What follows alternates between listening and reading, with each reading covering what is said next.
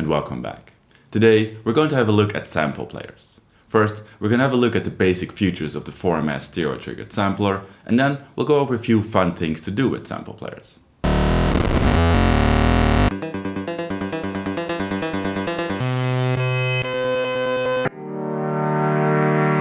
These are mostly tips about melodic stuff because I decided to make a separate video about using a sample player as a drum machine or for percussive sounds. So subscribe if you like these videos and stay tuned for that. I also made a small sample pack with all the samples you hear in this video and a bunch more. That's available for my patrons. You can head over there if you want to read more about my plans and support this channel. But now, let's dive right in.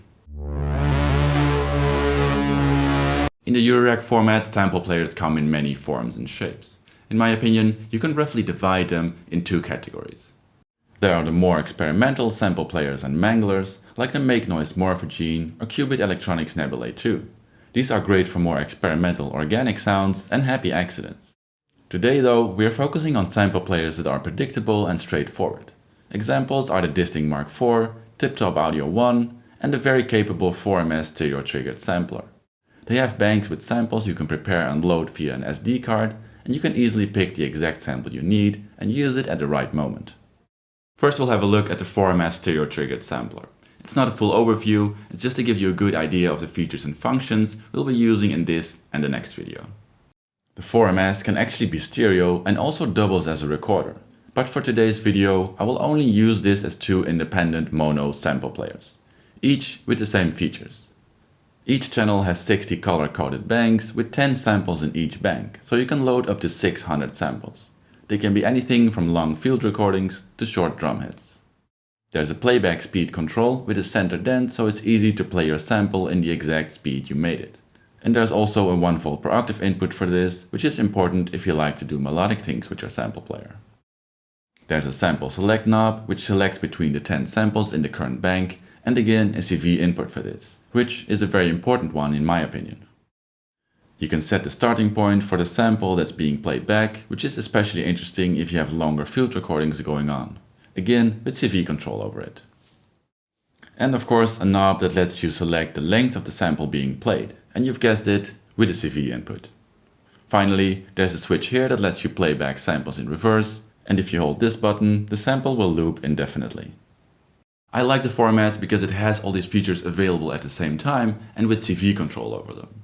We'll be using all these functions in this video, so if you're interested in a smaller sample player, keep in mind which functions you like or want to have access to at the same time.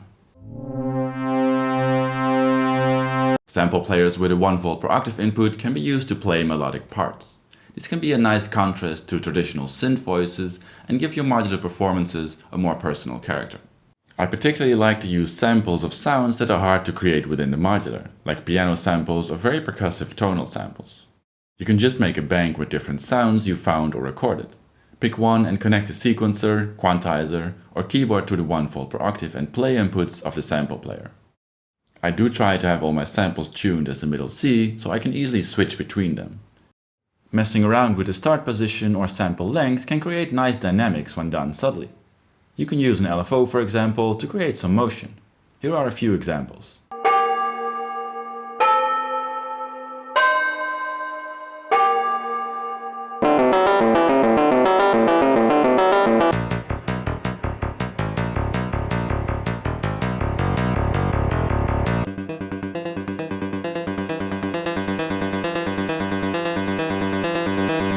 If you have the possibility to record or make different unique notes, you can also make a bank where each sample is a different note from the same instrument.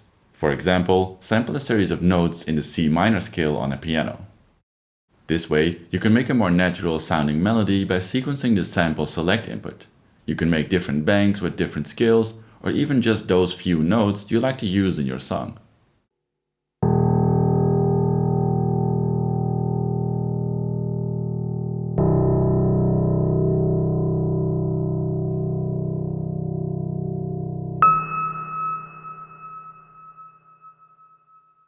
Funny trick here is that if you set an 8-step sequencer to play sample 1 through 8, you can easily prepare different melodies by arranging the notes in a bank and switch between banks on the fly.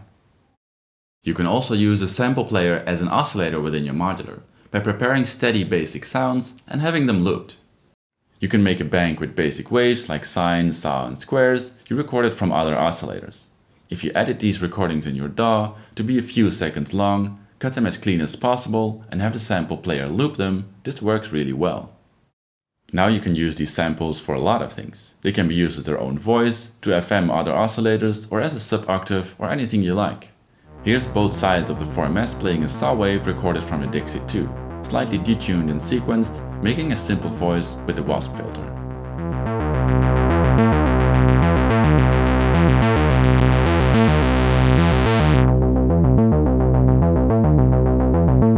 But of course, you don't have to use simple steady waveforms. I also made recordings of a wavetable oscillator with a looping modulation and a single note with some light frequency modulation recorded into it.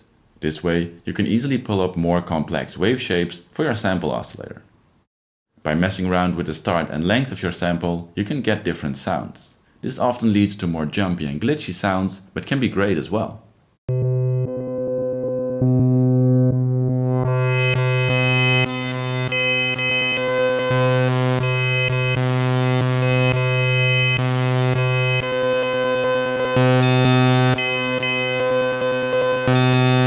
You can also use your sample player to sync to another oscillator. Send a square wave to the sample play input and you'll create a weird sample snippet that lasts as long as one cycle of your main oscillator.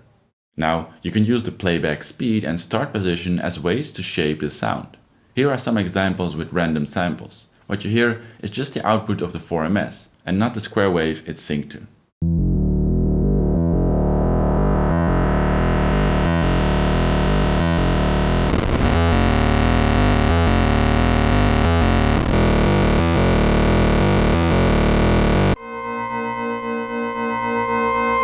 Another thing I like to do is use the sample player to play chords. This works quite similar to the last chapter, but I'd like to mention a few specifics. Just like in the last chapter, you can create a bank with different sounds and sequence them with the 1 volt per octave input. Getting chords to be in tune is harder though. I often use samples with just 2 or 3 C notes. These can easily be tuned and sequenced or played in any way you like.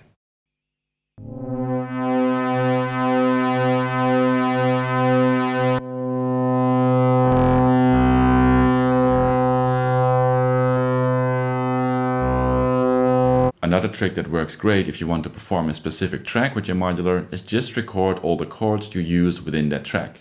So simply make a bank with up to 10 chords and then use a sequencer to play these chords.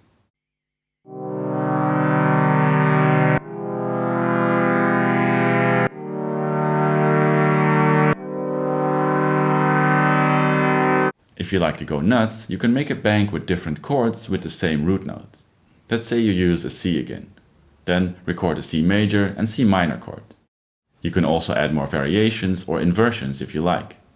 Then, if you use a dual sequencer, like the Korg SQ1, you can use one sequence to select a root note and the second sequence to select a chord variation. So, for example, if you like to go up the C major scale this way, the first sequencer would be used to go up the scale. C, D, E, F, and so on. And the second sequencer would select the chord or chord variation. In this case, that would be major, minor, minor, major, major, and so on. This way, you can make a bank of chords that you can fit in different scales.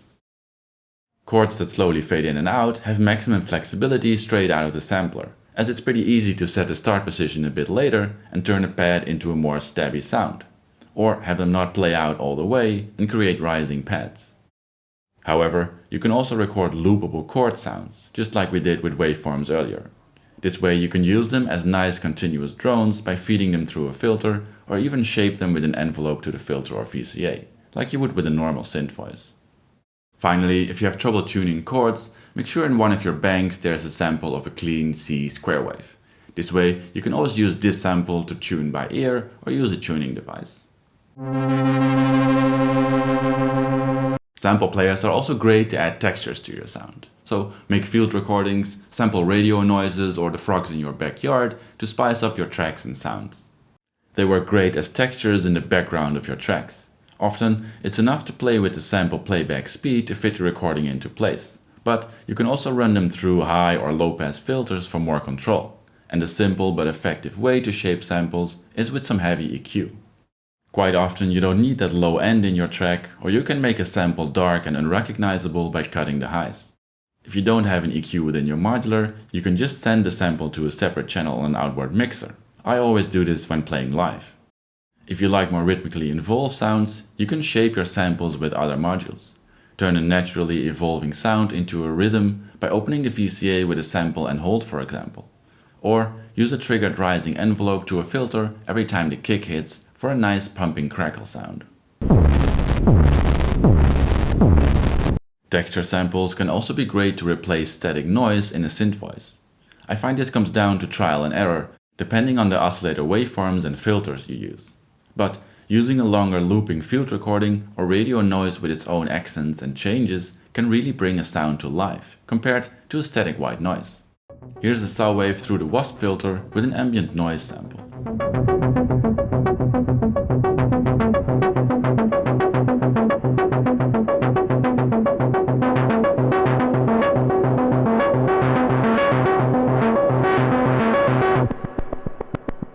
Textures and noises are also great to create percussive elements, but I'll come back to that in the next video where we focus more on using a sample player as a drum machine.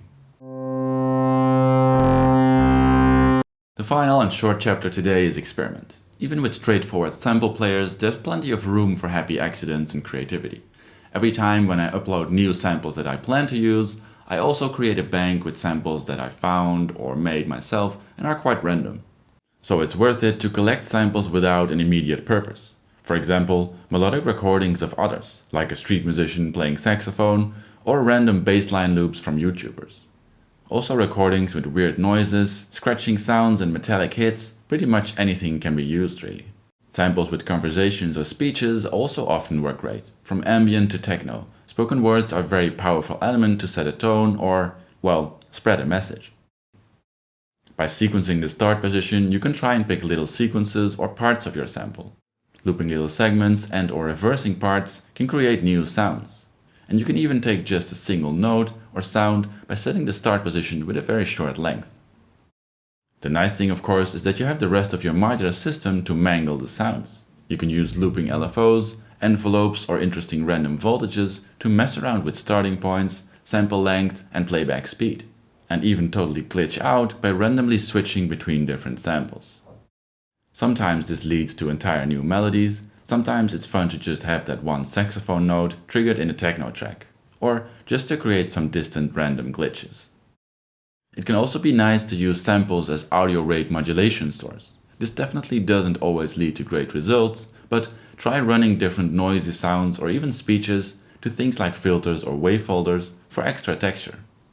Long field recordings and samples are also great to feed into more experimental modules or effects. I find myself feeding my clouds a lot of samples. In our next video, we'll have a look at using a sample player as a drum machine. So if you enjoyed this, subscribe for more content. If you have more tips, let us know in the comments. But that's it for now. Thanks for watching and see you next time.